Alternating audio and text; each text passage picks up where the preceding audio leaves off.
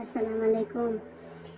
زه غواړم چې تاسو د ماشوم د روزنې په اړه ووایم. باید موږ تاسو خپل ماشوم ته په کوم حالات باندې شیدې ورکړو، باید په کوم حالات باندې خپل ماشوم نه ساتنه وکړو.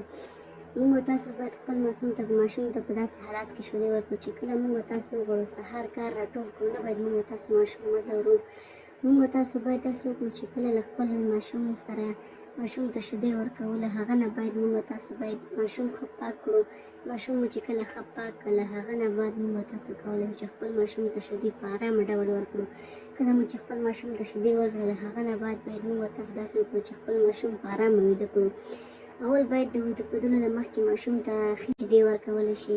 له هغه نه بعد چې کله ماشوم راپاڅېږي، بیا چې کله ماشوم وغواړي موږ په عذاب کړي یا وږی وي یا ژاړي، هغه نه باید موږ بیا داسې وکړو چې ماشوم ته کله شیدې ورکوو باید بیا دا باندې خرابېږي، نو نه باید موږ ماشوم ته بار وښیم چې باید د ماشوم روزنه موږ او تاسو باید ښځې ذات باید موږ او تاسو د ماشوم روزنه څنګه وکړو. زه اوس تاسو ته وایم، کله چې موږ او تاسو وغواړو ماشوم یخ وساتو، ګرموالي ته یې ورکړو، نو باور وکړئ هغه ډېر له سخت حالات سره مخ کېږي، ډېره سخته بیماري ورباندې راځي.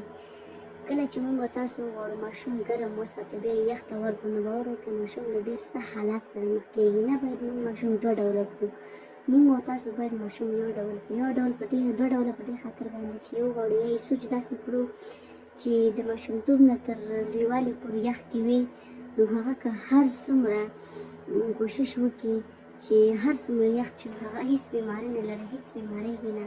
او چې کله موږ تاسو وغواړو چې یو ماشوم ګرموالي ته ګرم پاتې کړو، د ماشومتوب نه تر لویوالي پورې ګرم پاتې شي، بیا یخ ته ورکړو، نو باور وکړئ هغه بیا ډېر سخت حالات سره مخ کېږي. موږ تاسو باید خپل ماشومان داسې وروزو چې هغه یخ سره باید یخ کړو، ګرم سره باید ګرم کړو، نه باید په دوه ډوله یې کړو، باید په یو ډول یې کړو. دا به د